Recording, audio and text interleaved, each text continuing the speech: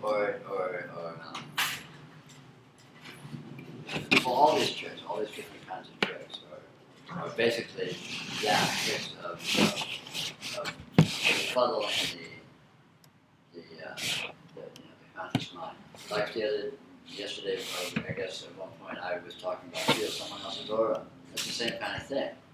I mean, feel the aura. What does that even mean? How do you do what's an aura? I mean, it's bullshit. It's total bullshit. And yet, it's an invitation to do something that makes absolutely no sense. That actually, you try and do that, whatever it is you think you're doing, and you do something. Something happens. The experience happens, and it's interesting experience that makes no sense.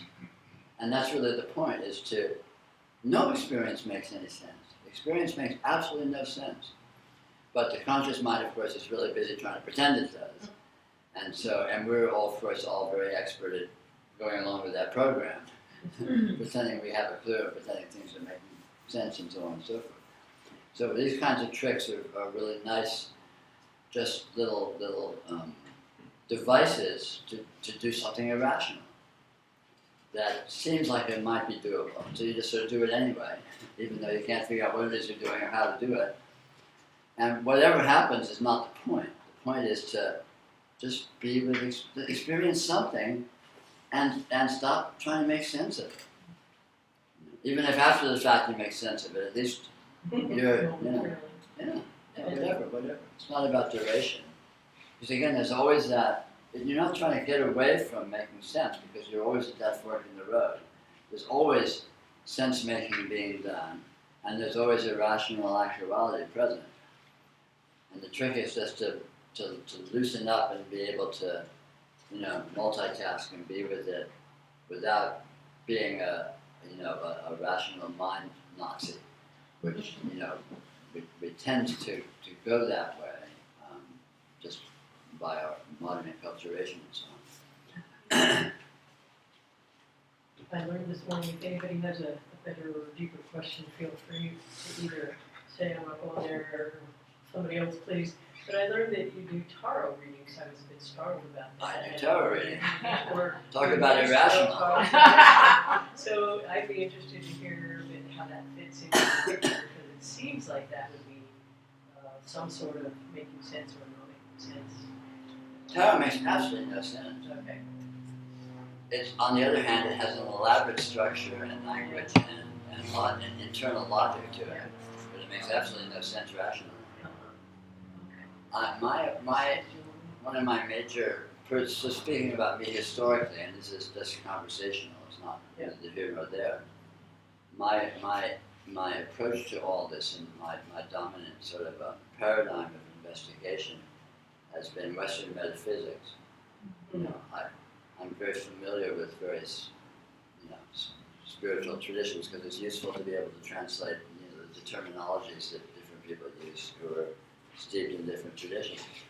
But the tradition that I'm most familiar with, in the context that I was sort of the paradigm that I was approaching all this in, loosely speaking, was Western metaphysics, which includes, medieval ceremonial magic, evoking spirits, astrology, tarot, and other kinds of what's called magic in a broad sense. But exactly what that means, you have to look at it very closely to discover, because of course, like everything, is not what it's thought to be. But tarot is an aspect of that. The tarot is an incredible vehicle for meaningful intelligence that is irrational, that runs like a backbone through Western occultism. It's sort of it's a mother lode of cross-connection, cross-connectedness. And so that was something that I spent a lot of time in, and invested a lot of investment in terms of using that as a vehicle or a paradigm.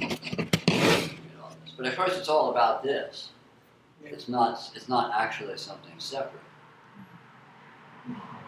Even though in its own terms, you put a Western magician and a Buddhist and a Hindu yogi in a room together, and they'll be talking different languages to each other. But But it's all about the same thing. If you bypass the form and the language and the symbology used, and well, yeah, but what is this really about? And it all converges in actuality. Is it still relevant to you now? As relevant as anything. I mean, I don't put a lot of time into that as a mode, but of passing interest. I mean, it's like Western science, that's also a passing interest. Physics is about the same thing that Western occultism is about, that yoga is about, that Buddhism is about. It's all different paradigms for looking at what is going on with this actuality here. And so ultimately it all converges. Because if you transcend the language and the symbology used and the implicit structure in that logic and go to what it's about, you find yourself, lo and behold, at the same place, which of course is the same event, even though it's such a weird, bizarre event as we've explored at quite depth the last couple of days, that it seems to present itself with so much inconceivable variety and randomness in different modes of presentation. And yet it's ultimately one thing. It's ultimately itself. So it ultimately converges.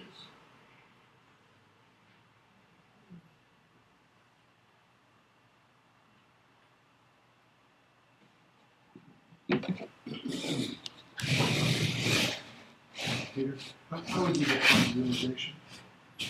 And realization is a tendency to, oh gosh, I mean, I don't have a party line to that. I would say realization is not insisting on defining actuality as being other than it is. Beautiful. See that one more time. Not as a philosophical position, but as a self-verifying result of one's experience. So if you hold things to be other than they are, i.e. if you have an inaccurate version of what's going on that feels to some extent true to you, that's essentially the opposite of realization. Delusion or confusion, or but it has a lot of technical terms in different spiritual traditions. And letting go of falsely holding it to be other than it is realization. And as a result of experiencing it as it is. Well, that seems to happen at different times, though. I mean, so it's not sometimes people use the term realization as like it's one particular event in time. Oh yeah, absolutely. There's a lot of, it's the word, there's a lot of ways to refer to it, and they're all viable and they're all meaningful. There's all kinds of realizations, and and they're all ultimately the same thing. I mean, realizations are, some degree of an intuition of the way things are, or more typically an intuition of the way they're not. I think realizations are very often a release from, it isn't the way I've been holding it. So it's a kind of more of an openness and a settling on something, perhaps. And I think realization per se is kind of that as the actual condition. Is it more permanent realization instead of just a... Yeah, realization, there is actually realization. There is such a phenomenon as realization.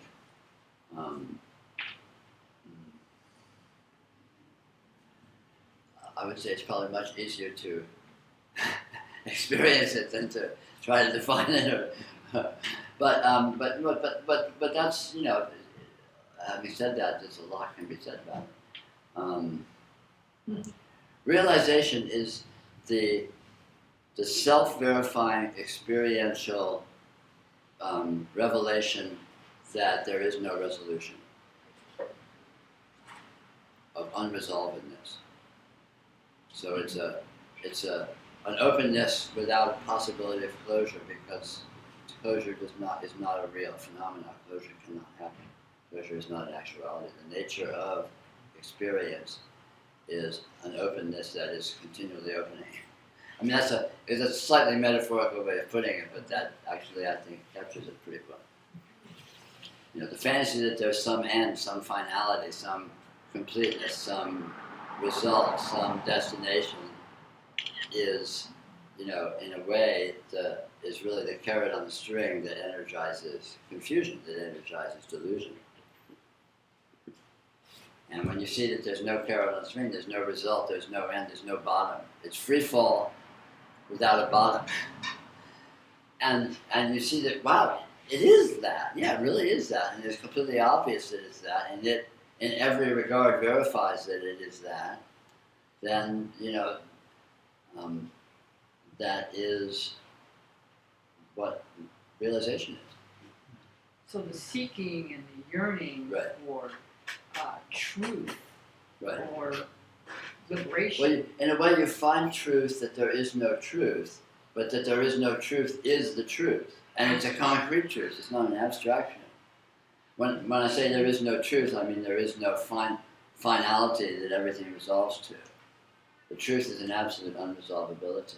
An absolute, in technical terms, you could say it's an absolute infinity. Yeah, but the whole notion of the seeking. Right. When it doesn't, you seek all you want and you will find, but what you will find will just be more infinity.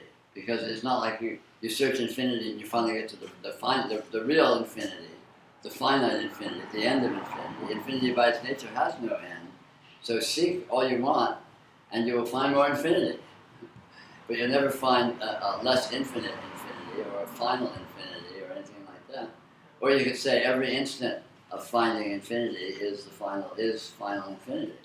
And here it is. This is final infinity right here. And when you see that very clearly and undeniably, I mean, it is that. It's clearly that. It's palpably that. And so, that being the case, it is seeable that it is that. And you see that it is that, and you go, wow, that's weird. It couldn't really be that. And you look around a little more and you go, gosh, everywhere I look, it's the same. And then you get, yeah, that's how it is. And so, in a very profound sense, it's the end of seeking per se, but it's not the end of activity, it's the end of the fantasy that there is anything to seek. There is any carrot on the string, there is any finality, there is any bottom, there is any finish line. There's no finish line, so it doesn't matter what direction you go, whether you run or not. Or what you do. Or what you do. But that's inclusive. That's not an argument to not do anything, or to do anything, or this or that. It's like, okay, cool. Yeah. You know, play it how you want it. It doesn't matter, because it's not like you're going in a direction that's the right direction or the wrong direction, because every direction just takes you to infinity. And not going anywhere takes you to infinity. So, So is realization good? it's well, it depends on how you want to spin that. Is it of any use? It's of the use of everything that's said about realization is true. Realization is a cessation of suffering, for sure. Which is, you know, I mean, it has its perks. I gotta admit, it's a hard thing to fault. Let's put it that way. On the other hand, is it good? It's reality. It's actuality.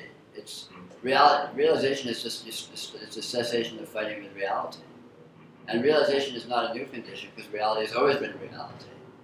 But we're so cussed in our nature that we try and deny it and fight with it. We hold it to be other than it is. And that's the problem. Reality's already had. Realization is not a new state. Realization is just settling into what it's always been. It's getting real. Wow, It's like giving up hope. Yeah, exactly. It's giving up hope. I mean, hope is really the demon. If the devil had a name, hope would be behind all this. Some have called it fundamental, fundamental recognition, something because you recognize it. That's Sure. it. Those are the best, if you want to have a definition, it's rock. Oh, good. Fun. But you know, it's really an important point. It's really central to this. That realization is nothing other than what has always been the case. Realization is not a new state. Realization is not a new condition. Realization is not superior to any normalcy as it has ever been. Realization is simply getting real about what has always been the case. I mean, realization is very familiar. In a way, in a way, the experience of realization per se, you can have a significant wow factor. There's no denying it. But at the same time, it's very familiar. It's like you're coming home. It's like, oh, this is where I've been all along. So it's all very paradoxical and absurd, really. Gateless gate. Yeah, all that stuff. I mean, all that stuff is true and is meaningful, but it's also absurd. Because, I mean, the absurdity is ever thinking that this is other than it has always obviously been. That's what's absurd. Not being realized is absurd. Realization is just, it's easy. You relax. You quit bullshitting. quit the arrogance of pretending you know anything. And quit the arrogance of pretending it matters whether or not you're arrogant enough to pretend to know anything. So it's not like you need to even stop being arrogant. That doesn't matter because I'm this absurd human being with all this absurd personality and this absurd, warpedness and peculiarities, and I'm an asshole and arrogant and a jerk and partial and prejudiced and biased. Same old, right? Comes with the personality. But so what? I mean, that's just. Has it ever been different than that? See, I think Does it matter? It just doesn't matter. that seems to be a really key point because there are people who've been in my sphere who see that differently, who don't, I'm not sure how to say it, but they think all of that goes, leaves, Sure. doesn't happen. Let's hope. It's a nice fantasy. Wouldn't that be nice? So if you were to put it into words, all these things that you're describing about the personality, it just becomes, one is like more aware of it, and I mean, I'm just trying to. It's not even more aware necessarily. Because we can be unconscious to our quirks. It's an unbiased. Unbiased. I mean, basically, one of the big problems psychologically, I think, with all this, and particularly with spirituality and realization and all this stuff, is people are really full of and energized by a subliminal self-loathing. Mm-hmm. Most people hate who they are, the way they are. They're really torqued up with a maybe subliminal and unconscious, maybe not so much, urge to, gosh, if only I was someone else, if only I wasn't me, if only Or if I was this. liberated. Yeah, if I was liberated, if I was this, if I was rich, if I was handsome, if I was famous, if I wasn't such a jerk, if my wife loved me, if this, if that, if this, if that, all of which is basically a self-loathing, loathing what is. And the problem isn't what is, the problem is the loathing. And of course the self-loathing doesn't see that. The self-loathing thinks the problem is the things that are loathed, but that's not it. It's not the target of it, it's that very action of rejection is just unnecessary and absurd. The fact that something is what it is not actually a problem, it's just a fact. It's like, if I have peonies in my garden and I wish I had a cactus, I go, oh damn peonies, why aren't they cactuses? Oh, what's wrong with peonies? Or if I'm too quiet, or if I'm Yeah. But again, it's fighting, it's arguing with reality. It's wanting reality to be different than it is, or holding that it's different than it is, or orienting to try and make it different than it is, or discover that it is different than it is. All of which is just totally quixotic. Doesn't, what's the point? You can't, fighting with reality, who do you think is going to win?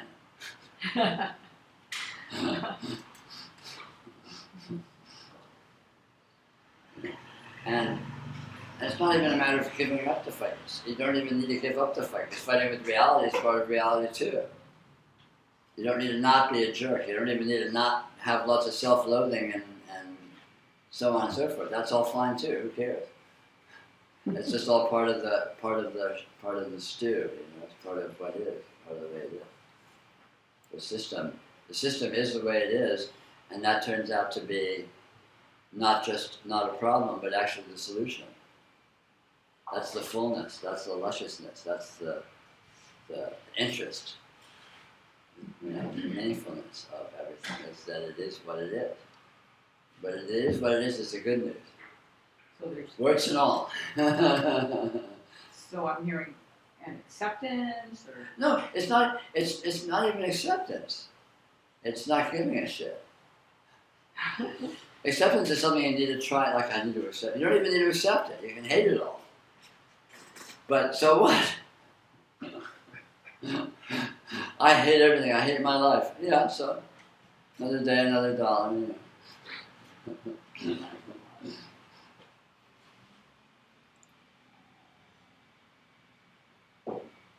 It's when you stop short that you're in trouble. When you go the distance in these arguments, you get to the resolution of it. Well, that's what makes it so hard in our culture, is that just our whole culture is oriented towards we need to be different, we need to improve, we need to change this, we need to be a better this, It's a a better complete that. We need epidemic. to, I mean, it's from everywhere. I mean, especially with the internet and everything you see and everything you read, it's It's completely dichotomized. Yeah. I mean, no doubt, many of you or most of you have heard of the fabled non-duality. This is what it's really about. Non-duality is the absolute inclusiveness of reality. What is as it is, and when you say no, there's a this and a that, and they're in any way antagonistic, that's duality, which is the problem. And non-duality is not some mystical state of something or other. Non-duality is just the simple fact that there is no this antagonistic to that. It's an infinite multiplicity, which is intrinsically one thing and has absolutely no internal friction. Even if there appears to be internal friction, there's no friction about that.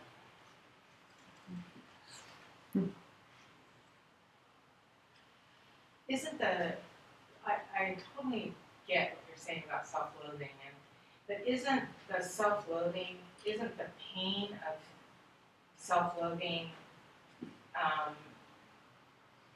some kind of an inkling of that duality? I mean, that, you said, who cares, you're an asshole, you're this, you're that, but all of those are those are really heavy concepts. I mean, they're just very conceptual. Well, they are. This is the point. It's all conceptual. Self-loathing is ultimately based on the fantasy of self-definition. Right. Self-loathing is based on the arrogance of the supposition that you're capable of defining yourself. You think you know what you are, and then you if you do that, then you can maybe hate it or like it, whatever. Yeah. But all of that is contrary to fact. I Because guess you're not actually resolvable to know what you are. So how can you possibly hate it or love it? It's too weird. Okay. I guess there just seems to be a little seed of something that feels disingenuous to me, that maybe at realization, what I'm going to discover is, oh, I'm an asshole. I'm a total asshole, and I hate myself. No, you don't discover that. But if that happens to be to any degree present in any way, it's just irrelevant. It's like, okay, if that's present, then that's present. In other words, it's not the particulars of that as an issue, as a point. It's just an example of, like psychological functioning, or psychological identification. If there, to the extent there is psychological identification or psychological functioning, that's not a problem. It's just a fact. And I was sort of being cartoonish, and I was characterizing it as extreme negatives and all that. But any degree of psychological functioning is not a problem. It's just a fact. And yet, psychological functioning doesn't recognize that about itself. No, It's very narcissistically self-critical absolutely. and has a whole value judgment about all that stuff. All of which itself is also just a fact and not particularly important. So that doesn't even need to cease. Yeah, it's okay. Thank you. I see no clarification. Or, okay, the idea that we can be abstracted out of the whole reality and even exist as a separate entity is sort of another good Exactly. method of approach that I find, like, so you're special, so you're like not part of this. Yeah. No, exactly. That's cutting to the chase. I mean, yeah, true.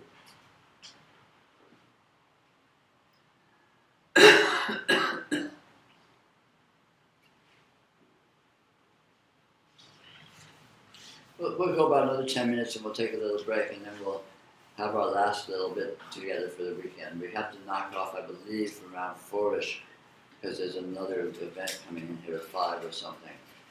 So, but it's 2:30 now, so we can go to, let's go to like 2:45 and then we'll take a little break and then we'll come back and duke it out some more.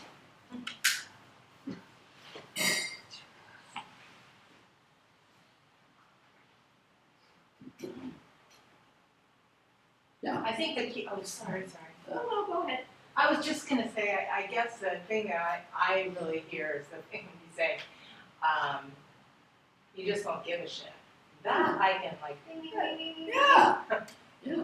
that one. And not by having worked yourself up into a condition of not giving a No, shit. right. But by yeah, when you it see does- what this is, there's nothing, it turns out to be nothing to give a shit about Right. because there's no criteria to assess any of it. And that's like you were it's- saying. It's maybe endlessly like weird, but someone. there's no 0 point to measure from. You can't qualify anything because compared to what? Yeah. You say in every moment is exactly equal to every other moment.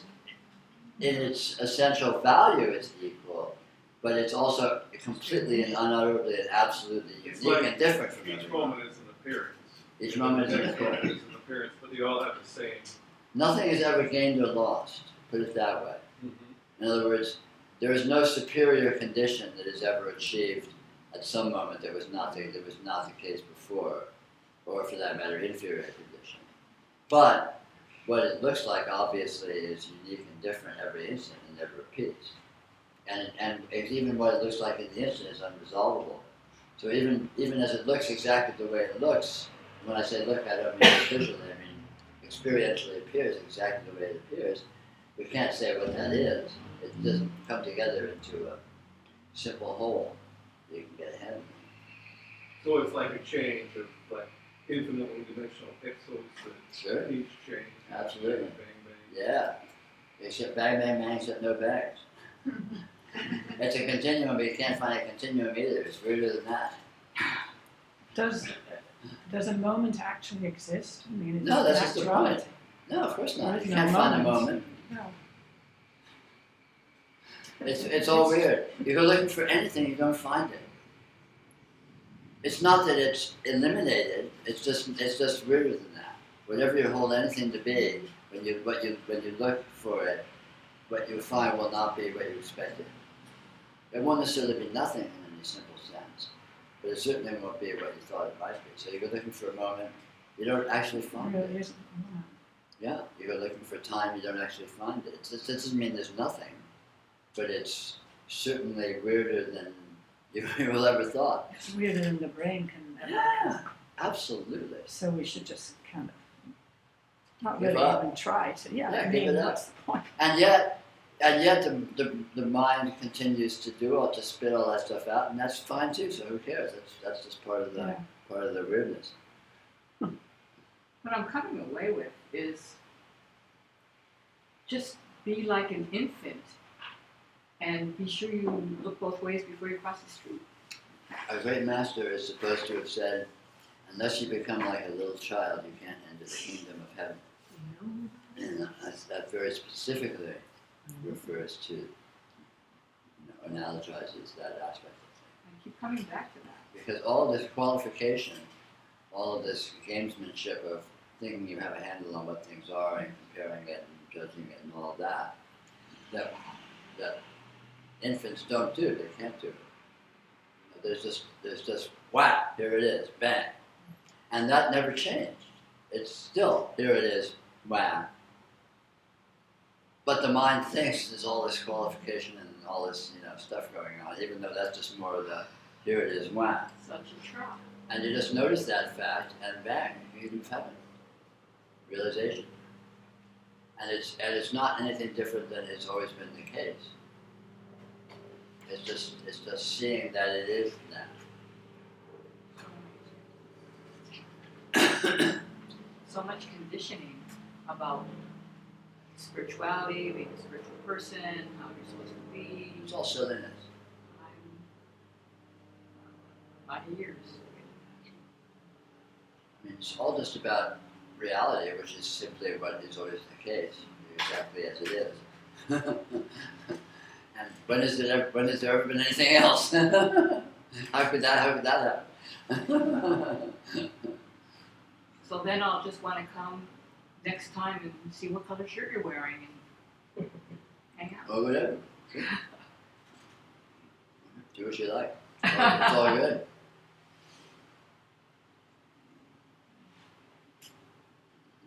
But that's not to say there is no benefit in the investigation. No, there's absolute benefit. The investigation is supremely valuable to discover that there's no need to investigate. But it's hard to discover that without the investigation. And you have to do it continually because the investigation continues eternally as long as there is. But then I'm hearing I have to, and I question the have to. Question what? It's all good. The have to may be there, the questioning may be there, and so what? Who cares?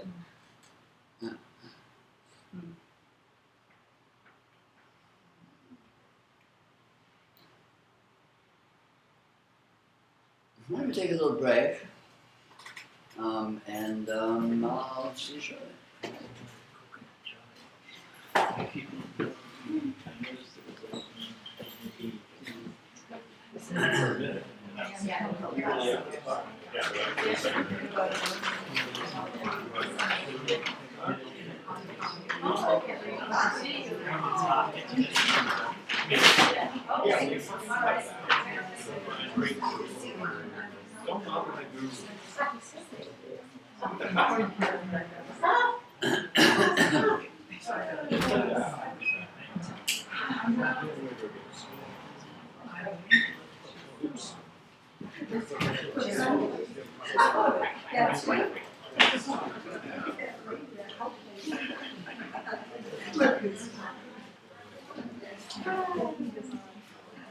My inner child is us all the time.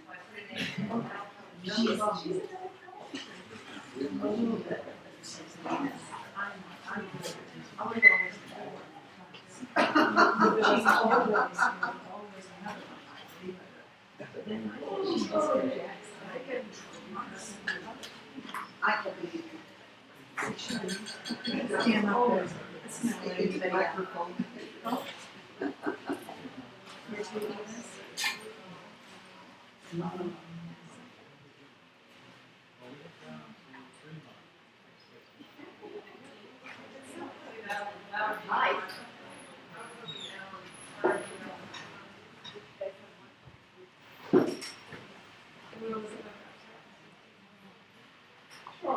I was just saying to Alan, I mean, I have a car. man, I am so fractious. What is up with me now? I just feel like argumentative. It's so. He's argumentative, so don't worry about it. Oh, I'm. You're so melodramatic. I am not.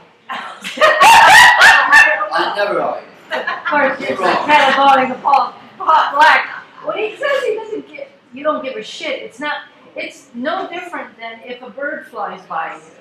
And you notice the bird. That's why I'm saying I'm fractious, because And you're I not- actually know what he's saying. And you don't have anything invested on whether the bird Right. does one thing or another. Yeah. But you start seeing your personality that way. Yeah. And you still, you know, when you get pissed off It's because a that's part of your matter of- personality, you don't so give what? It's a bigger bird going by. Yeah, you don't give a shit that you give a shit. If you Right. do. Yes, it's But that, saying like we no were talking give- about You stop yesterday. fighting with it. You stop. I trying to think negate it, enough- You stop qualifying No, I it don't as know. I'm like like, Peter. good or bad. It's just more awareness. A nicer, less dramatical, theatrical way of saying is you not invested in it. Yeah. We have this. I all can time. He's very theatrical. You know, it's interesting you mentioned about tarot, because I really was working hard at trying to learn that. And I can't remember which two cards were apparently interchangeable. One of them was this, but sometime they said it was that. And I couldn't stand the, The star, and strength.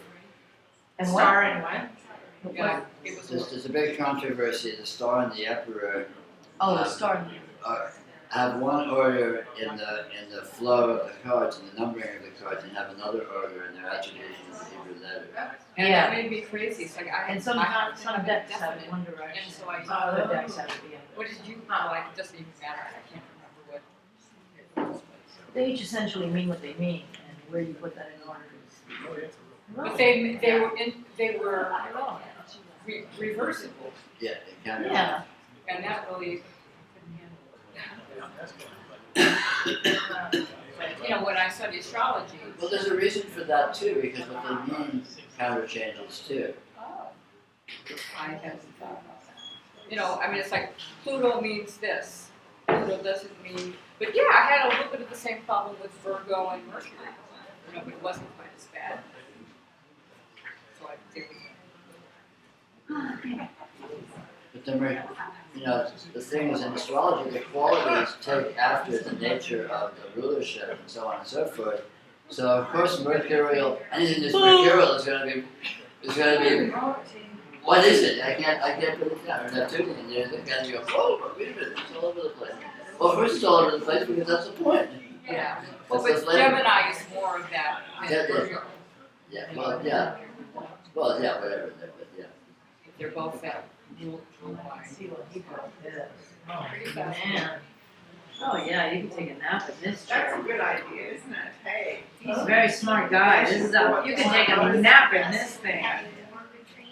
Got the drink set up. Really? Oh, yeah, you can go It's in a there. possibility. Oh, It's I'm definitely gonna possible. steal it. And maybe. Watch when I come heavy this leg. Tree. You'll never get me out of this. Well, Actually, you will. Oh, Yeah, yeah, that's do a that. possibility. I mean, the Joshua Tree one is nice because it's a real vacation spot. I mean, and it's very exotic. It's in the desert. It's in the high desert. It's absolutely gorgeous. It's very It's very unique. different than most people's homes. So it's like going someplace. It's a treat just to go Yes, there. It's that's not why I've a seen him treat, so. fall asleep here. It's like, John Starkey. Oh. Well, he's a smart guy. He brought this. Yeah. Oh, you're traveling out with a brown one too. This time of year. Yeah, for sure. There's all kinds of possibilities. Super comfy. I mean, it's really all down to Oh, wow, interest. it's got the whole Yeah. set. Oh, it's got a little table next to it and everything. There With a continues cup to holder be- and then something else for your snacks, fries, whatever. And look at this. Well, it seems like If he can steal this cherry sunshine. Oh, he's gonna have trouble getting this back. Oh, this is too nice.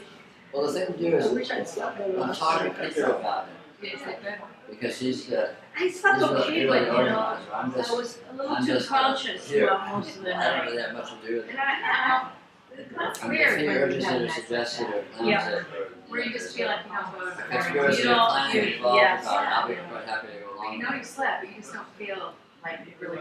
Right, exactly. I think it's because I've been eating oddball stuff and Yeah, drinking you're in a new too place. much. Yeah, new bed, a new place, weird noises and strange food, too much coffee, too Yeah. late. Yeah, well, Yeah, everything falls into place. You know, it's the whole cycle of second childhood. You know how babies are they're temperamental. If they, you know, they like their blankies and there are certain things. But you get to be babies again. I want my things the way they feel good.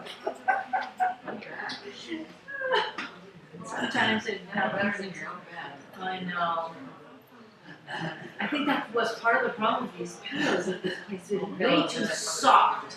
We bring our pillows. I usually do, but we were trying to pack really light. Peter packs like a monk.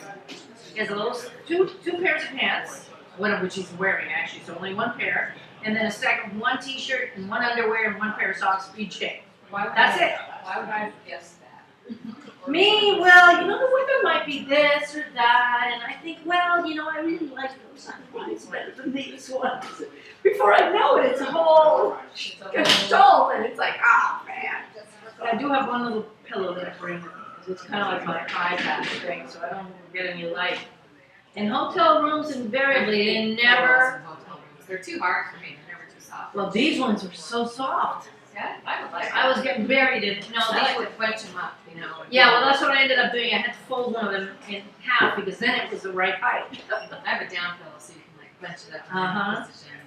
I have 2 down pillows and 2 the ones that are called My Pillow. My doctor recommended I use that, and they are incredible. They're called My Pillow. What are they made like? What's inside? Well, they're kind of like a fake down pillow because I like down pillows. Yeah. I always have, so I have those. But then I was telling her about my sinuses in my head, and even though the other problem is that I have dust allergies, so from all my stuff at home I have dust mite covers. Right. You go to a hotel and you don't get that. So by the middle of the night I'm stuffed up. But the My Pillow, and that's what they're called, they have little bits of the foam, but the memory foam kind of thing, and you can bunch the pillow up kind of the way you do with down pillows, where you can shape it, and it kind of stays that way, the way you want it. And I got my Bed Bath & Beyond. Yeah, they're not cheap, but every once in a while they're on sale, and so I have it. Yeah, coupons, right? Which they'll take even when they're out of date. They Really? will. Oh, really? Yeah, ours does anyway. They won't take them out of date online. But at the store, half the time they don't do that. Because they're sending them out every week. Yeah, so they know better than to worry about that. They just want you to come in the store and buy something. They don't care. That's right. And their markup is so high anyway, it's I know. so there's nothing. I know.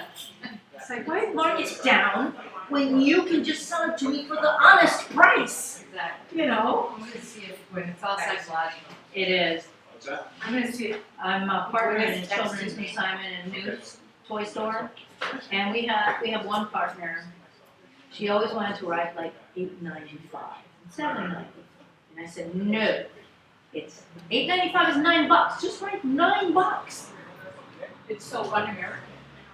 Yeah. And I said, just be honest. So when people would look at something and it was priced, she happened to put the price on it, and it said $7.95 or $7.85. I go, basically $8.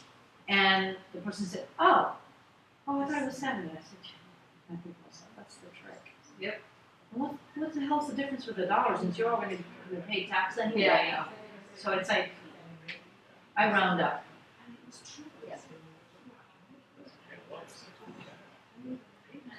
So that's a store in where you live? That's my store? Yeah, it's a town across the bay. It's in near Berkeley, in Albany, Oh, yeah. Berkeley, East Bay. We used to live in Berkeley, but it was just too foggy to go all this time. I couldn't take it So now you live in Marin County? in Marin County, but we live north of the fog line, Yeah. except this summer, we've been getting fog the last 3 weeks, every morning, and it's like, what? Weird weather. It's so weird down there, because San Francisco seems, every time I go there, it seems like all this. But if you go in the summer, it's always gonna be foggy. Just Oh, that's go in the time to fall and go in late spring. But then you just go north a little ways, and it's And beautiful. yeah, Marin County, past the halfway mark of Marin County. Central Marin, some of it gets sun and some of it gets fog, depending on. about tomorrow's day, because one summer they just like this. I'm gonna be here for a week. I'm leaving Friday. And you know this thing also? Yeah. You're gonna have a car to get around?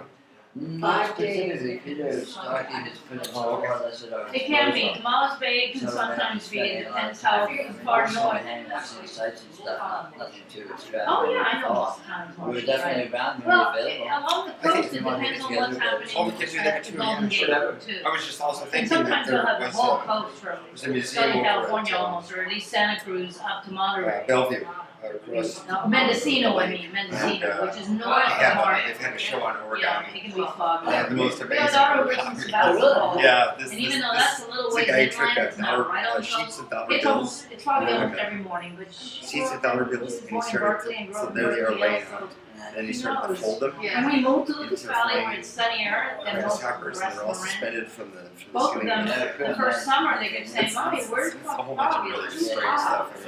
Unusual. And I'm like in shorts You and like tank art, tops, right? loving every Yeah, second of that's it. it. And they're like, So, "Stop." look, if you find that you've got, like some time to do something, You get or used to what downtown, you get used to when you're just growing up, email me. in a way. Oh, yeah, Let me you know. know, I work here. I mean, I'm Well, yeah. I mean, we're, But the past on Tuesday, maybe 5 Monday years. night and The older Tuesday I and get, Tuesday night, there's the an more old I friend of mine, my oldest friend, he was my friend since I was 10, I haven't seen him for a Like few in years. retire somewhere He else. lives near Vancouver, and he's actually. Yeah, yeah. So I'm gonna see him, I haven't. Yeah. seen him. It's so nice in summer. But, It's just like perfect. you Yeah. know, like, Well, also, I think Wednesday- Wednesday night, Thursday, Are you Tuesday. retired yet? Yeah. Yeah. So I'll see But how. see, I think that's how part things of it. are going. When our lives slowed down and we were So like you're up so in the busy, city, Right. nothing was driving us to get out in the rain. Yeah. I mean, when I was flying younger, down I was to working and the Santa girls were Clara, growing up and 2 all of times that. in the fall If it and was the raining winter and I wanted to go for a course. walk, I just took my big golf umbrella and I was like, golf, I got it, so I could go for walks and I put on galoshes. And out I go with a raincoat. I Sort of mean, I north didn't of care. West here, it's one of the UW. Huh? Well, So putting the do clothes that on makes a in the spring, difference. and then I If expect you to dress find so that something you a don't little get more soaking wet, hot, or, then it's just kind of fun. And if you're walking with somebody else and they've got their umbrella, you're just like two kids out there walking around having fun. It's just a different attitude. Yeah. You have to make it an adventure or fun or enjoyable or something. Or I'll put on some really good music Yeah, I'm good. if People I'm by are myself. enthusiastic, And and then I just I'm have to try not surprised. to It's embarrass really myself. good. I love it up here, I mean, I know I could Like- be really happy up here. Elvis I love the Presley flavor- moves. the flavor of- Gyrating, Gyration. gyrations. It's really very civilized, I like That's it. exercise, so I figure it's legitimate. Well, that sounds like There's something that's really popular where we appreciate live the called weather in Zumba. the winter. But Oh, yeah. they- I like it too. Yeah, pretty much the I soul. never got is- into it, it was, it's a No, little it's like we too both like everything else about wild. it. I I said. mean, I feel like I'm Lisa's a so. little I can't concerned get about it all. Well, you know, She's Erin always told me about it. That's, So oh, she's- that's all she's about a my Free Yeah. party. Yeah.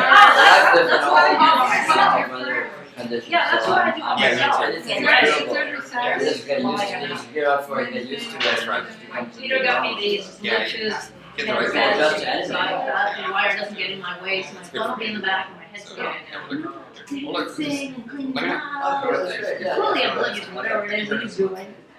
But it's She said great, yes, because it it was just puts you in this mood, and I said, Yeah. I get more done, I get much more done when I have music, when I have a You know, I soundtrack. was gonna try that, because I got really inspired from the music and I actually started looking online, like, to find, like, I'm sorry, now that you some dance music that wasn't, Camp it had that primal, like, beat to it. And then this summer I haven't gone as much, so I kind of, but I'm gonna go back once the weather, it's just been so nice. Go. Yeah, the cheap dogs, yeah. Yeah, there's some good songs. They actually sell on my. Really? So like, it makes CDs or. I don't really know where. When I went, mine was, I feel like it was different than perhaps like a lot, because they included more like, a little more contemporary. I did, I figured that too. Yeah. Like when I just see Yeah, that, it's like he had. excuse me, why don't you change your It's like to your daughter. Using this like Well, I just kinda like. Great, and now I'm starting to all this. One of them, somebody with their name. Coffee, I love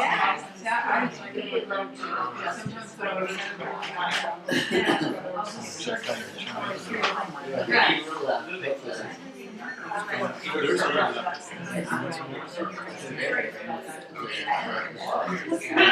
Because there's no more in the back except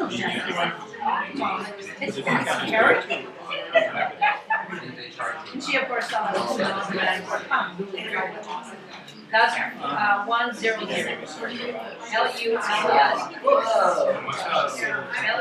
LULYBB, and then I write the one like that, and 0 to whatever. Let it stop. If I don't wanna talk to you, just don't answer.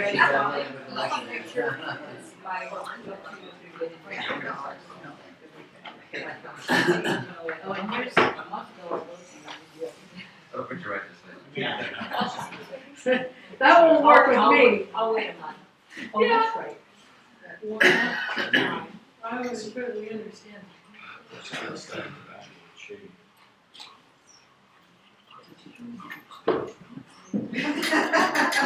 Although a lot of Cubans spell with a B, instead of a B.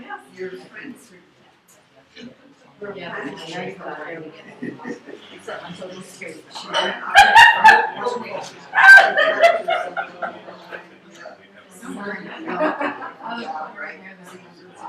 Yeah. But she was born and bred in Utah. Irish Catholics. Poor Catholics.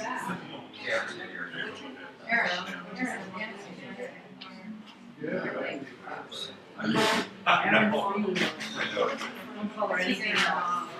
You what?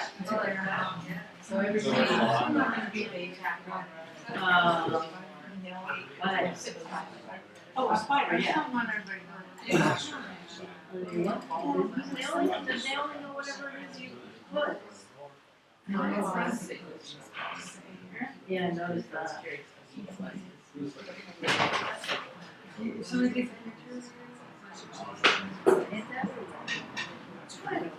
No, it's not.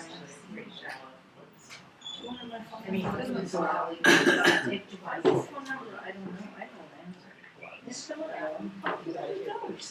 early. Which is why it was.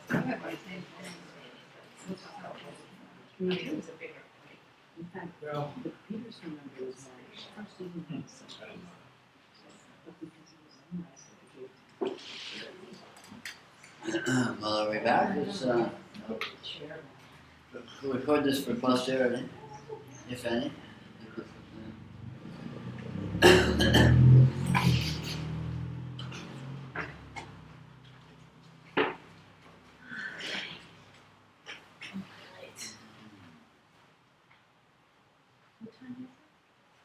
Time is 3:03 ish. Yes. So I feel a little perturbed about something, but I don't quite know what it is. Good. And it doesn't happen very often. Uh-huh. But I understand that, intellectually and experientially, that everything collapses down to this, in this moment, Yeah. present. Actuality, the senses, thoughts, they are dependent primarily on this occurring. I guess what's perturbing somewhat about it when I'm in that space is that I don't really know how to say it, but there seems to be a lack of identification in that present moment. Right. And that lack of identification doesn't seem like a problem. Right. And then that's a problem. Or something. Like the problem seems like the lack of identification that's occurring. It must be like something after the fact or something. In what way would you say that's a problem? I'm trying to get a sense of what's going on with I that. think it doesn't feel like it's an intellectual problem. It feels like it's in my gut. Okay. And it feels like something there's a little bit quite not it's not really an intellectual thing. That's why it's a little funny to put into words. Yeah. But because I can feel that everything, when everything really gets down to this textured sense of presence, just momentary. Yeah. But in that space, there's not identification that's occurring. Well, okay, I can talk a little bit about something that may touch on that to some degree, and let me know if this is anything at all like what you're talking about. You can be with this and just be with it sort of nakedly and there's no identification, but it's not. And you can be with this and there's identification, and those two conditions are just different versions of the same thing. It's not really a dichotomy. It's not like there's identification or unidentification that are somehow like two sides of a coin where it's either or. It's more a matter of emphasis. So identification, I would say, experientially, is more a continuum than it is an is or an isn't. There's degrees of identification, because even sort of this nakedness, which is unidentified, it has a kind of a, it can have some degree of selfness in some way, maybe, or maybe even more of a degree of selfness. So again, I'm just playing with that. This can present in many ways simultaneously that are contradictory to each other.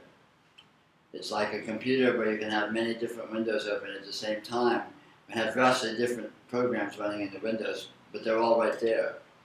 And this can present like that, and it doesn't need to be internally, in fact it never is actually internally consistent or coherent. So there can be self and not self. There can be identification and not identification, and any shades of gray in between. As there happens to be, in whatever instance happens to look like, or however it happens to look. It's not like it resolves into a coherence of being this or that. Does that touch it all? No, it does actually, because this is always here regardless whether identification is happening or not. It's still this present, luscious moment, or however you want to describe it, presence. Maybe the problem, maybe I'm trying to understand it. Perhaps. I don't know, we talked about it a bit earlier today, the whole notion of seemings, you might find relevant. This is what it is, but it presents as an endless barrage of seemings, which can coexist with each other simultaneously and can be very different. So even identification is a seeming, unidentification is a seeming, and some none of the above is also a seeming, and all of this that is what it is can present as these various seemings and still be just what it is. That's part of the weirdness about, that's part of what makes spirituality so weird and so challenging, is what this is such a strange critter, it's such a strange condition because it's not consistent with itself. It doesn't make sense. It doesn't collapse down nicely into being this or that you can then indicate. It's this weird actuality that can seem to be very different than itself simultaneously in ways that don't fit in with each other. And how do you make sense of that? Well, you don't. It doesn't make sense. But it can certainly present that way, or not. But are they seemings because they're transient or they're changing? They're seemings because they are, think of them as modes of interface. They're flavors of the way it seems to be, but that doesn't mean that the actuality is comprehensively that. In other words, it doesn't collapse to its seemings. It presents as seemings, and the seemings are actual presentations of it, but it itself transcends the seemings. It's more than the sum of its seemings, and other than the sum of its seemings. So what this is what this seems to be is generated by what it is, but what it is doesn't conform to what it seems to be, necessarily, or not.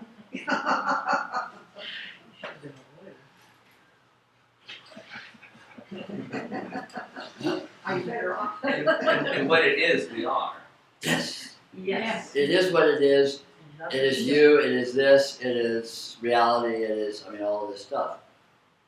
It's what it is. What is what it is. And it is a very, very weird condition because it is exactly and actually and objectively what it is, but it always presents as all of these endless seemings that it never actually comprehensively include what it actually is. Yeah, I It's think like we're a- trying to find what it is. Yeah, as it's an like object. it's like trying to find the dreamer by looking at the dreams. I mean, there's all these dreams, Right. and Yes, and that's true. and they're all seemings, and they're all definitely projections of the dreamer, but none of them actually. The dreamer doesn't look like any of them. None of them actually accurately represent the dreamer, even though they are presentations of it and projections of it. So, all sorts of qualities that we can qualify, like identification, non-identification, anything, and virtually any degree of qualities, are all seemings. So they're all genuine manifestations of this actuality, but this actuality doesn't necessarily collapse to actually being that comprehensively. Yeah, that makes sense in a weird way. Doesn't make any sense, but sounds good. Yeah, that makes a lot of sense. Weird. The seemings, I understand that. I mean, when you get to anything whatsoever that you can seem to pin down or indicate, is really just a seeming. It seems to be that way. There seems to be a sense of self. There seems to be a sense of localization. There seems to be, the field of vision present. There seems to be this. There seems to be that. So is there any significance to the seemings? Yes, the seemings are profound because they are the evidence of, they are the spore of actuality. Yeah. And in fact, they are actuality itself, because of course there's nothing else for them to be.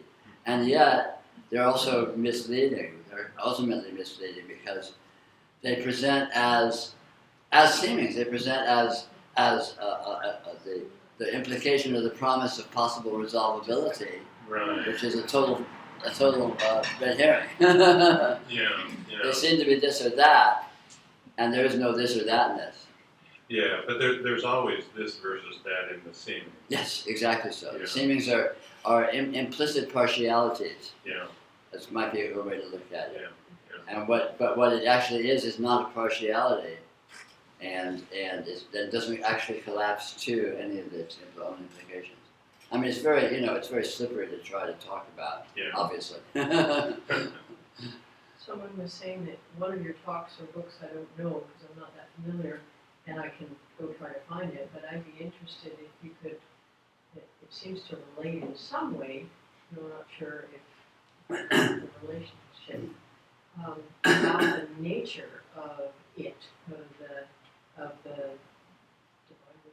radiant presence, Right. the various natures. We talked about love, and we did talk about that one. Some of the others, are those just, first of all, and get this out of the way, are those just seemings? Or Yes. okay. Everything is a seeming. Radiant presence seems to be love, and in some ways. Even radiant presence is just a It's a seeming. seeming. It seems to be radiant presence. It seems to be presence.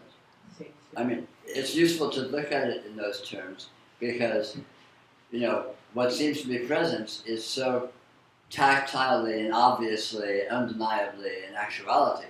Yeah. Like if I say, is your experience present, it's not an abstraction at all. It's so obviously, yes, it seems to be present. I mean, this is, so right away there's a tie-in with actuality that's non-conceptual. The presence of your experience is not a concept. You can think about it, you can try to generate concepts about it, but the reality is an immediately obvious, palpable actuality. So that makes that very useful. Yeah. And then radiance is really talking about the seeming. So there is this undeniable presence, but this presence always looks like all of this stuff. I mean, it looks like this room and this conversation and the thoughts and emotions and memories and dreams and sensation. I mean, this this inconceivable hurricane of unresolvable experiential characteristics that are just continually whirling around and they don't resolve, and they don't make any sense, and so on and so forth. So that's the radiance. And yet all of that is just right here, this presence. It is present, but the presence presents us all of this seeming barrage of experiential information, experiential characteristics. So that's sort of ground zero. Mm-hmm. That's the paradox of, well, what is this? Well, if you start with presence and you start with the fact that presence shows up as all of this weird shit that's happening, then check that out. So that's your sort of your interface point. So even presence itself is a seeming, essentially. You can't prove it or get to the bottom of it. But the point is you can't prove or get to the bottom of anything. You can't find anything. Nothing resolves. You can't resolve presence as presence. It's knee-jerk obvious. It's self-evident that experience is present. But you go looking for presence, you can't find it. Which is the damnedest thing, because here it is, completely obviously no-brainer, and yet you can't find it. What is presence? Where'd it go? Well, it's right here. I know it's right here, but where is it? What is it? You don't find it. And everything's like that. So that's the nature of the radiance. The radiance is like this never-ending mirage of seemings, so it seems to be this, it seems to be that. You go looking for any of it, and you don't actually find it. It doesn't resolve into anything. It seems to be love, it seems to be light. No, it seems to all these qualities. All these self-evident qualities that we can talk about, very meaningfully, and yet every single one of them is ultimately a question mark. So you go looking for it, you can't ever pin down exactly what it is. It's obviously not nothing, but then you go looking for it and you can't find it. I mean, it's just like these mirages in the desert, where it seems to be a little pool of water or something over the sand, and you get closer to it and it's like, where'd it go? It just vanishes. And all of these seemings, all this radiant experiential information is just like that.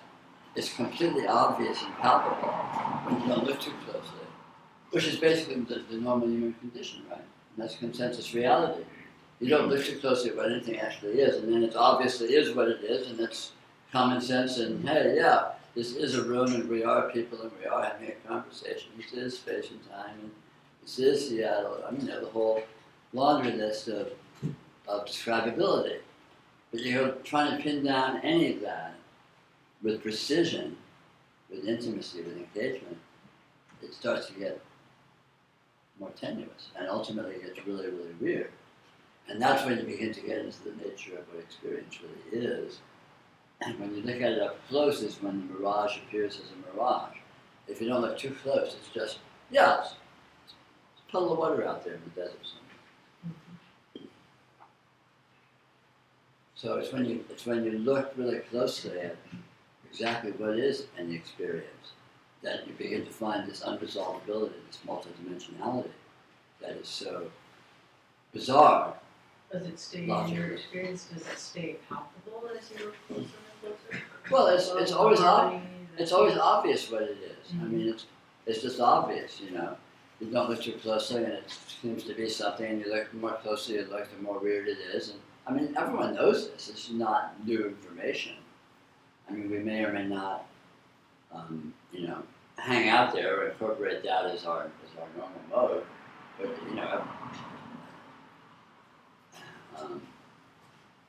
it's not anything beyond everyone's normal experience, I suppose. It's just a matter of doing the math, of really taking the time to really check it out for yourself, instead of just sort of, not really looking, keeping a distance from things and saying, yeah, everything's what it is. But then you look a little closer, you go, wait a minute, it's a little weirder than that. And you look really close, it's a whole lot weirder than that. And very rapidly, You get beyond anything that any human has ever said or written or thought, because what experience is unthinkable, unsayable, and unwritable.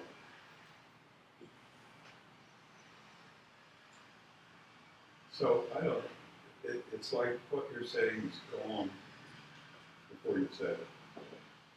Sure. Never was anywhere.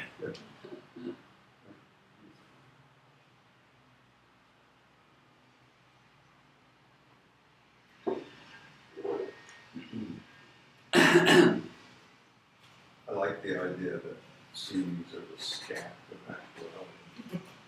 As a which? The scat of Yeah, actuality. No shit. Poetry. Yeah. That's what I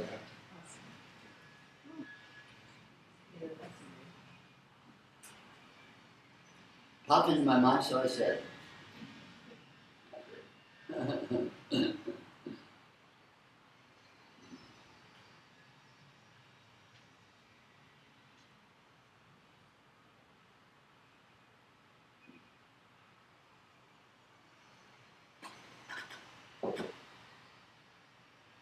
Wait a minute, scat as in bebop a loobop, skibidi boobop beep, or scat as in poop? I don't want it.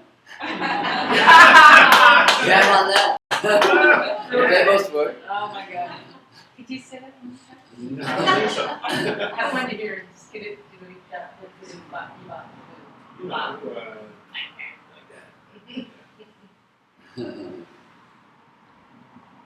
Yeah, you're right, it works out. Yeah. But the implication is reality is findable. So where do you start? You start with reality. So here it is. So okay, let me check something out. You know, whatever. So you start looking at something, and the implication is, well, let me follow this, and if that isn't reality itself, it'll lead to it, right? Because it's here and it's real. But it turns out to be a trail of breadcrumbs that has no origin, or a trail of proof that has no critter that put it there. There's a yellow brick road that here. The implication of, I follow this road is going to take me to the destination, and all you ever find is road and no destination. And that's the weirdness of this, that's why it's meaningful to call it seemings, because it's a presentation as an implication of, it's this, it's right here. Okay, great, cool, it's right here. So let me just plug into it here, and you plug in, and all of a sudden, well, what am I plugged into? I don't know, it's sort of this, so let me plug into that. And you're just sort of on this endless snipe hunt with no snipe. But it's not nothing. Because clearly this is here, clearly this is present, clearly this is actual.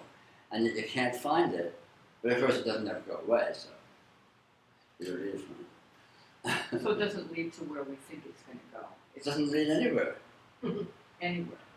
It just leads forever and ever, and you never get anywhere other than where you are. Okay, yeah. No, it's sort of ineffable and Ineffable, good word. I and, like it. I hear people say all the time, well, man, it is what it is. And Good words. and that's true, I think.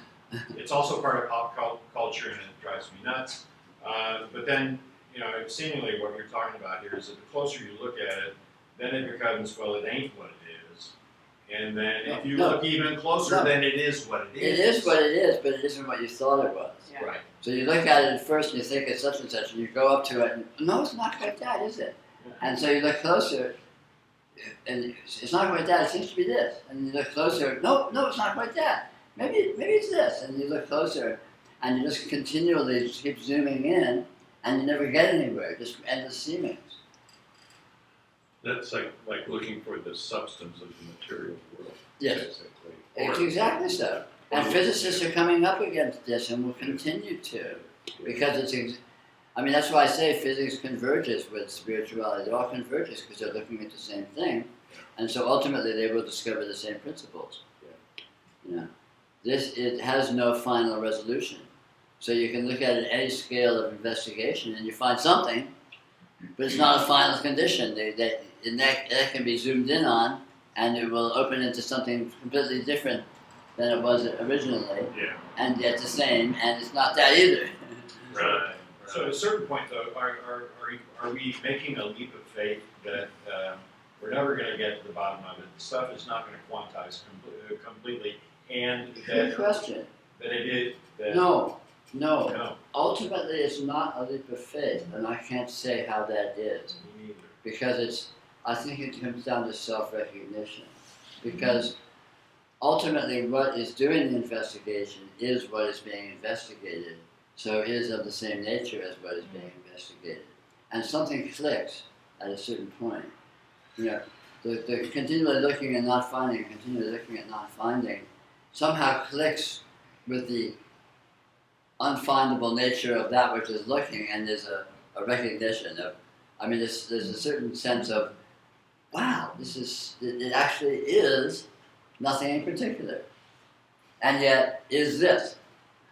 That somehow there's a way in which that becomes absolutely a self-verifying, objective certainty, as opposed to an article of faith or something that you, and I can't really say exactly why that is or how it works. But it is, you can discover that you can't discover what it is. You can discover the certainty and finality that it is undiscoverable. As a certainty and as a finality. So, it's very paradoxical. But in fact, that's the cessation of seeking. yeah, that's realization. And in fact, that is doable. That is an actuality. It's a reality, even if it's insupportable theoretically. It doesn't make any sense, but then nothing makes any sense anyway, ultimately, so no surprise, I guess. But isn't it it's kind of a mindfuck, this whole thing of being doable, because Yeah. who Yeah. is doing, Yeah. who's gonna do this? Well, that's part of it. That Yeah. comes with. Who's not just who's going to do it, but who is doing it. Yeah. Investigation happens. And even when investigation happens, is investigation happening? That's another question mark. Because you can't resolve that either. Anywhere you look, you find exactly the same conundrum. It gets psychotically weird very early on, where the looking, you can't find what it is. You can't even find if looking is actually happening. You can't find who's looking. You can't find why it's. Everything, any aspect of it whatsoever as a positivity turns into mush, turns into nothing, evaporates. So it's just a big question mark. Any aspect of it is a big question mark. And even that it is a question mark is a question mark. It's inconceivably weird. So I can't believe in that either. Don't believe anything. Yeah, right. I can't believe in the fact that it's mush and meaningless. No, of course not. You can, but I don't recommend it. See, that's a beautiful thing, man, because seeking is like making me tired. Oh yeah, it's a pain in the ass. It is. It's fun. It gives you a life purpose and all that. Yeah, up to a point. I'm fucking exhausted. Yeah. Finding's a lot more fun.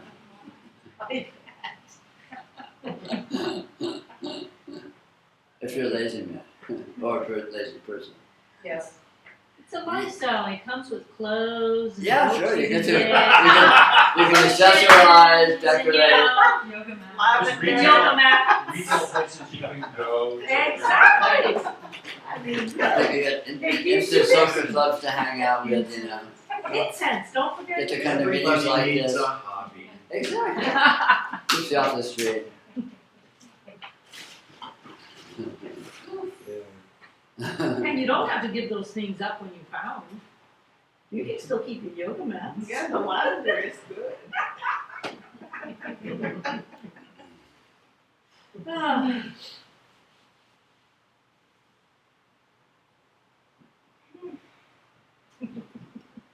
Seeming exposes the bias, that we have towards cognition, and it doesn't allow us to just, be open to other modes of experience, of knowing, of awareness.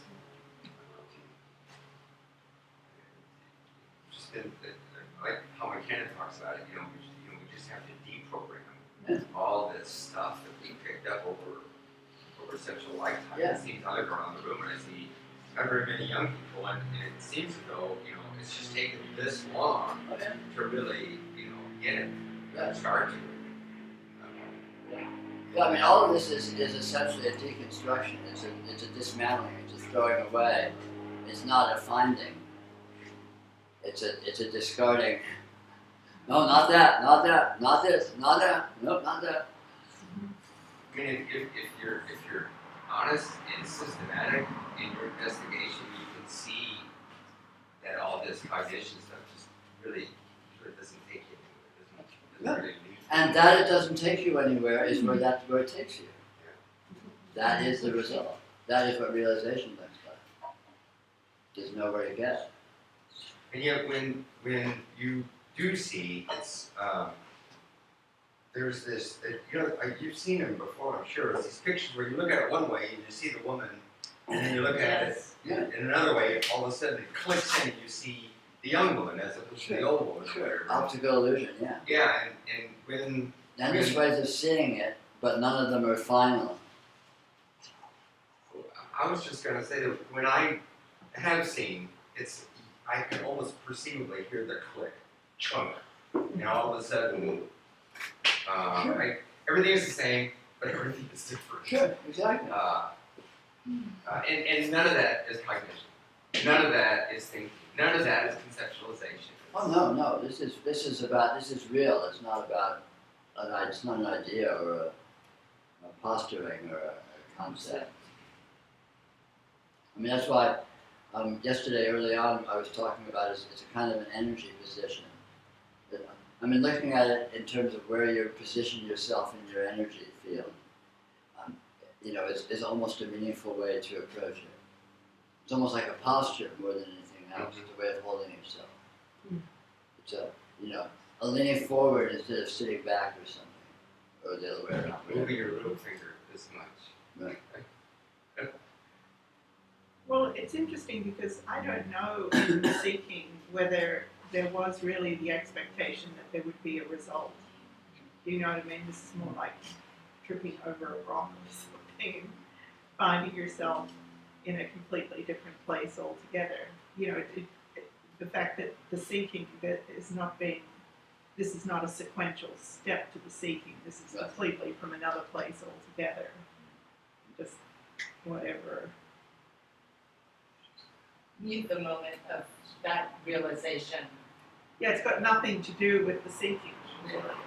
Yeah, I've heard it described like that. Sort of like, the seeking's more like having a job in a corporation for a period of time and then realizing you didn't need the job anyway, or whatever. I don't know if that makes any sense. And That's corporations what it did to me. that exist.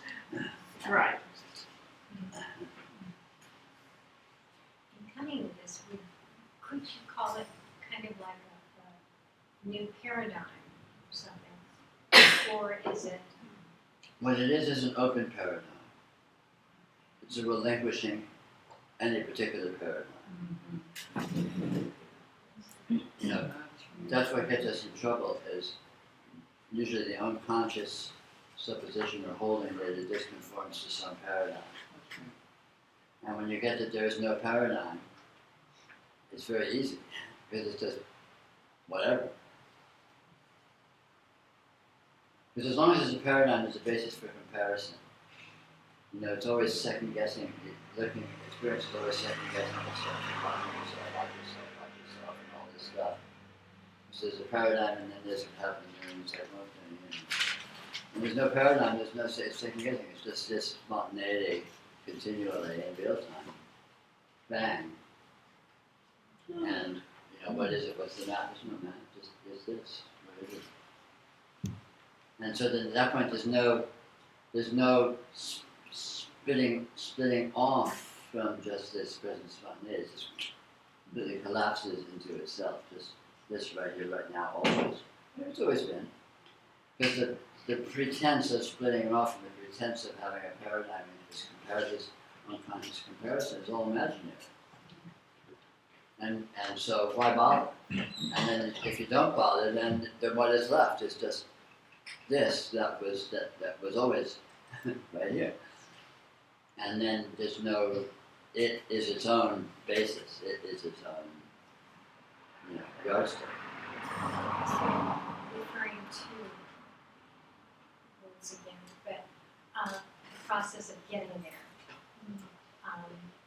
Looking at it from the way that people usually try to get there in their spiritual context versus how it comes.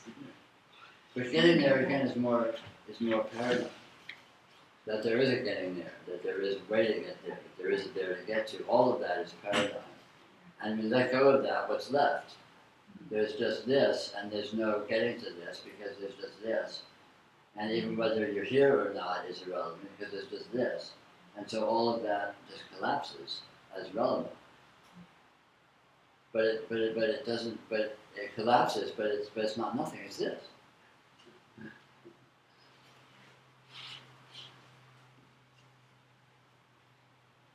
I mean, experientially, in a way, a profound aspect of what's going on here is this kind of splitting off mentally. So where there's real-time experience and there's a kind of a watching of that somehow. And I don't know how to get really specific or indicative about that, but it feels like that's the way we confuse ourselves and tie ourselves in knots. And when you get that the apparition of this is the watching, all of that collapses into a simplicity of real-time spontaneity that is the only thing it ever was anyway. So all the splitting off was basically an imagination. It's essentially sort of a psychological imaginary stance somehow. The watcher is splitting off from the real-time experience. Yeah, there's no watcher. There is no watcher. Yeah, there's no watcher. The idea that there's the sense of being a watcher is a splitting off. Because you're imagining a watcher, and then there's all this sort of complexity. It's a concept. Yeah.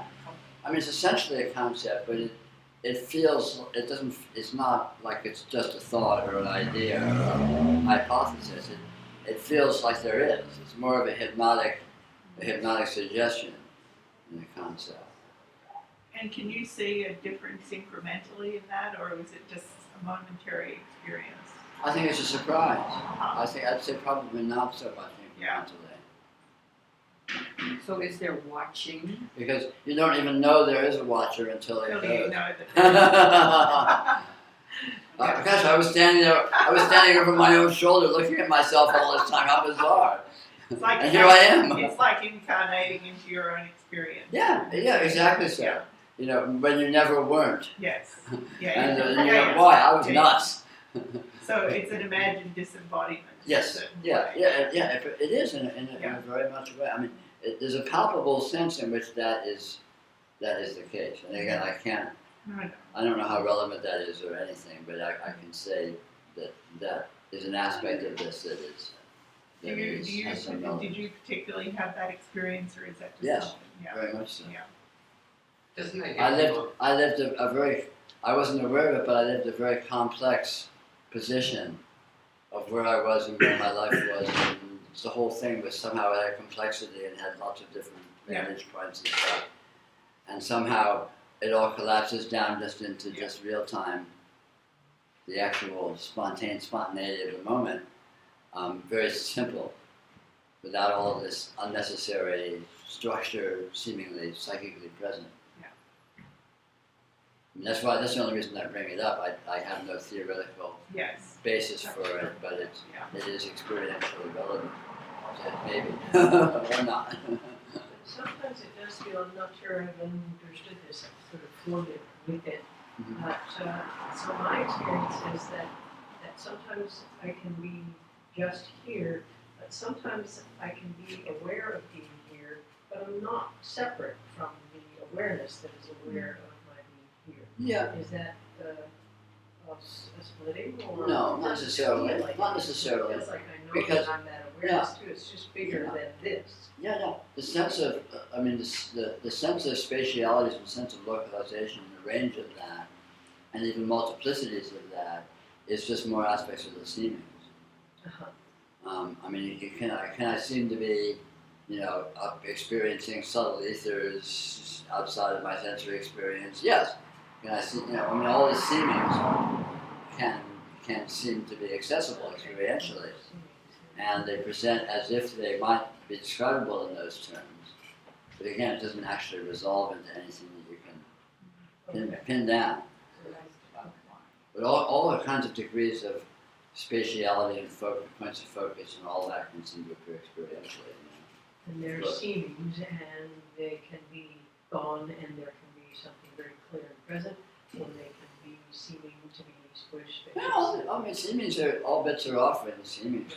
Or, it can be anything. It can look like anything. It can look like anything, but it's always exactly this.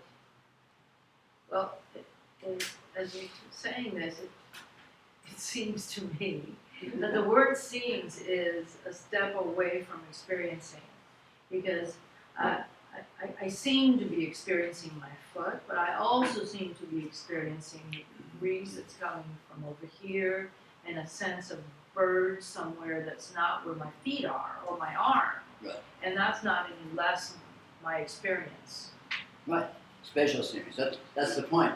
Seemings is the way this seems to be different than itself. Seems to have this, and a that, seems to have a here and a there, seems to have a yellow and a blue, seems to have a vision and a hearing, seems to have a material and an immaterial, seems to have whatever. That can present as if it was like that, but it isn't really. It isn't really like that. That's just its presentation, it's its interface, it's what it happens to be looking at. Its unifying idea, if you want to use that word, is the experiencing. Experiencing is constantly happening. Sure, absolutely. And to delineate it as being me or someone else or something else or any particular quality of experiencing is a seeming. Yeah. That's the seeming. Yeah. This is intrinsically a paradox. So, radiant presence encapsulates that. It is this presence as all of this radiance. Or a formula that I say sometimes is, it presents as infinitely differentiated from itself, but it never departs from itself. It can present as if it's inconceivably differentiated. This, that, here and there, red and blue, light and sound, everything and nothing, whatever. It can present as if it's that, but all of that doesn't depart from just this. And again, radiant presence says just as a formula kind of implies that as well. But again, the important thing isn't the formula or the structure. That's indicative again of the bizarre paradoxical nature of this actuality. That it is itself, and it looks like all this inconceivable whatever.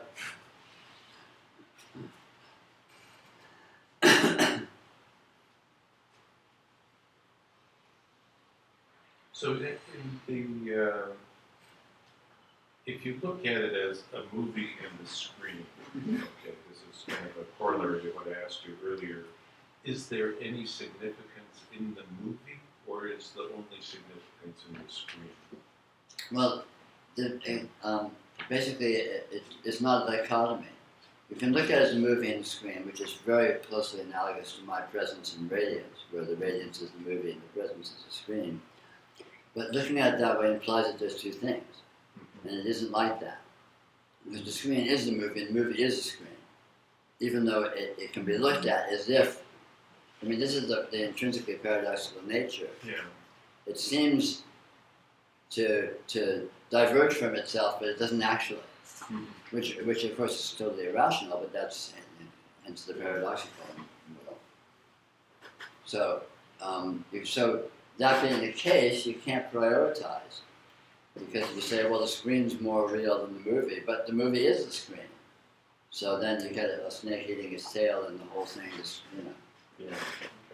It just can't be looked at in those terms because it, it's a screen in a movie, but this movie is a screen, the screen is the movie. Because you'd be separating them. Yeah, there's no separation. even as there is apparent and arguable separation, that more seemings.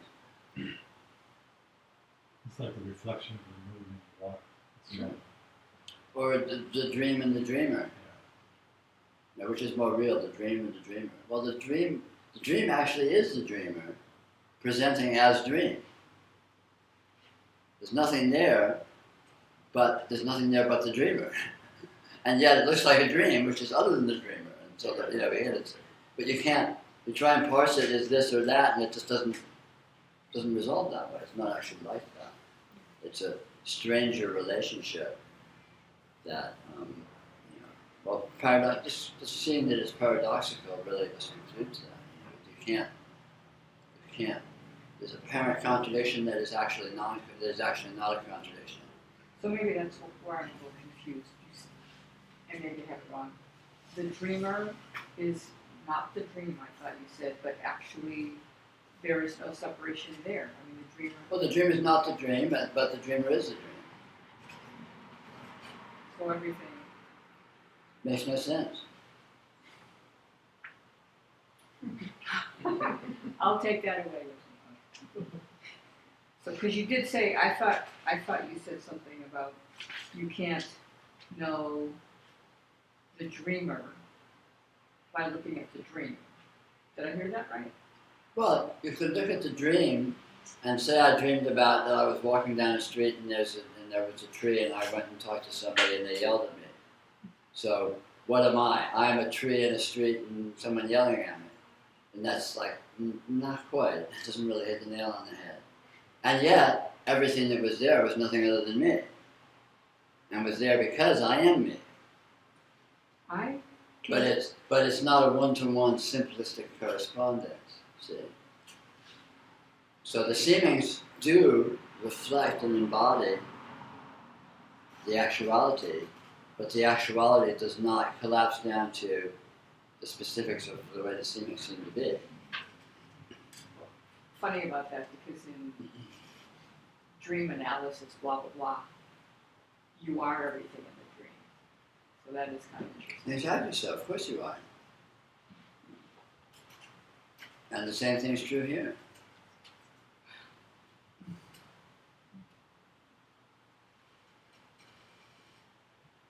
You are all of this, but if you try to figure out what you are by making a list of all of this, you're going to miss the mark. Yeah, I think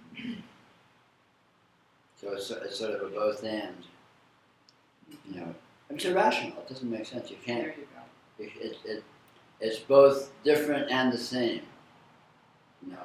And it's irrational. It doesn't make sense.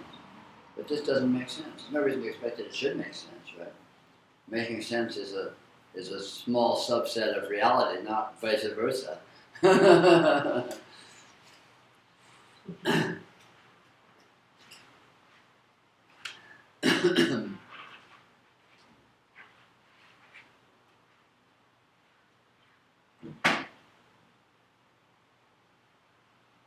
But investigating paradox, becoming comfortable with paradox, is really of the essence of finding.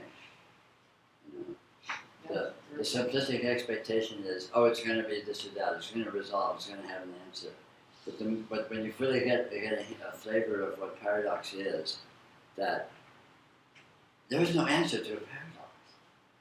A paradox is this and that, but it's not this and not that, and there you are. That's it. It's not like, but it's really this or that. It doesn't go there. There is no resolution. And when you discover that there is no resolution, that is the resolution. The resolution is that it is paradox, it is miracle, it is inconceivable, irrational actuality.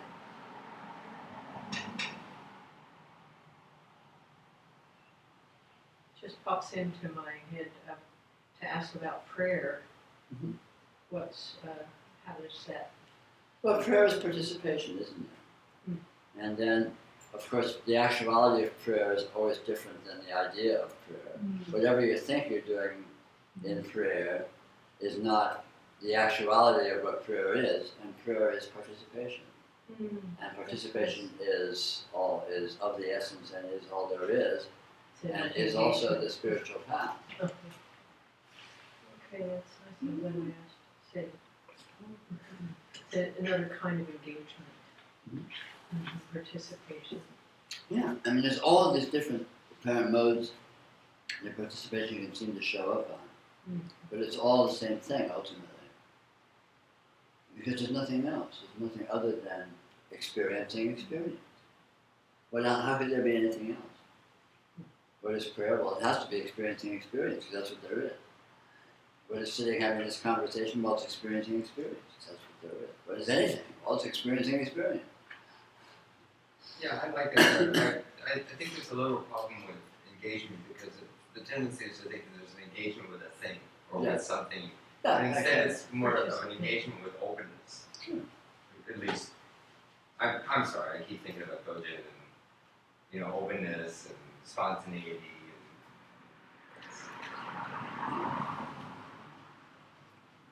That's why that term direct energy engagement is such a good term too. That's another nice sort of a, nice untruth. A nice evocative untruth. What's? We deal in lies here.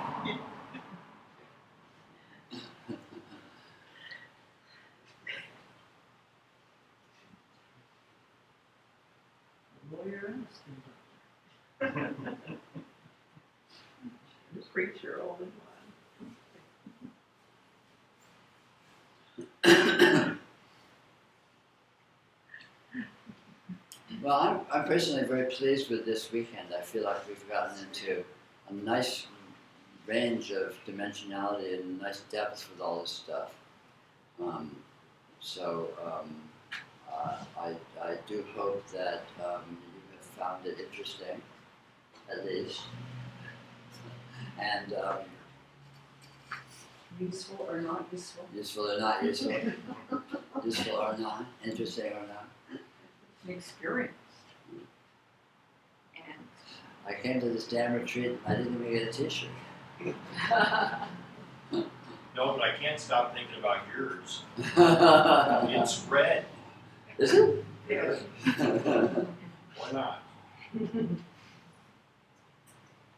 very No, I thought it was I really got a lot out of the weekend. I felt really appreciative and really glad that, the space actually for me, it got a little bit raggedy-assed and I got a lot out of that. Well, that's the point. Yeah. I mean, the point of all this is to be disruptive. The point of all this is to get a bramble under your butt. I mean, it's, our enemy, such as it is our complacency and our numbness and our normalcy. So getting jarred out of that in any degree is a plus. From the point of view of this kind of investigative engagement. Well, I feel like you, this morning, in your sort of opening things you said, you invited that, and I really appreciate it. Cool.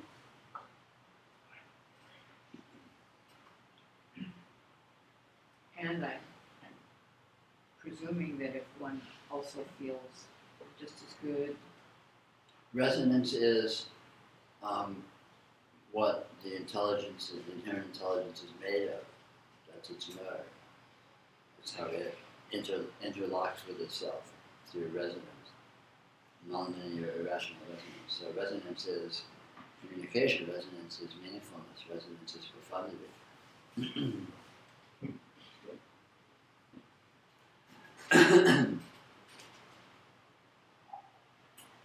That it's the scat of actuality. All right. All right. That's the bumper sticker. You said that first, so I'm good. Oh, that's good. I'm gonna put that on my board.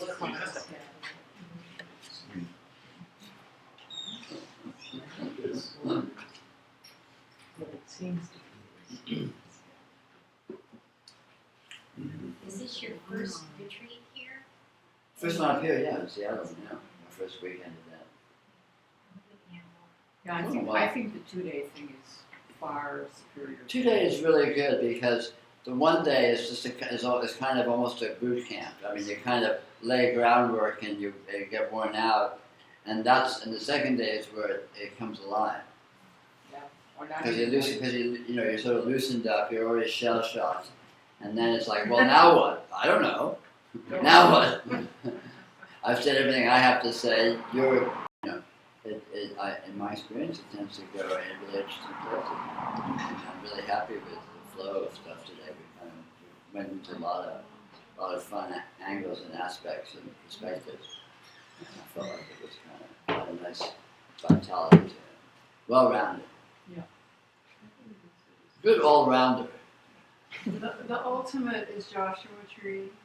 Oh yeah. 4 What are you days. saying? There is a Joshua Tree I'm just retreat saying. coming up in November in Joshua Tree. 5 days. Outside of 5 days, sorry. outside of Palm Springs. I think there's still a few spaces if anyone is free or interested or feeling extravagant or sick of Seattle in November by that time. Yeah, I know, yeah.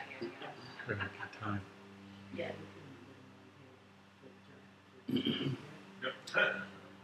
Well, thank you very much. By the power vested in me, I declare this retreat, I don't know why. Thank you.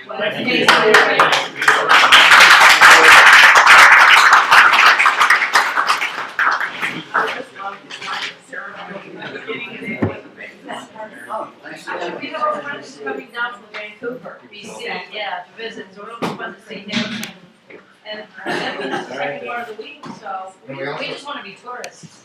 Are you also a teacher? No, I mean. If you don't mind, you need some help in the chairs back in. All right, no, There, no, also no, in the back. All right, wait, The chairs in the back, yeah.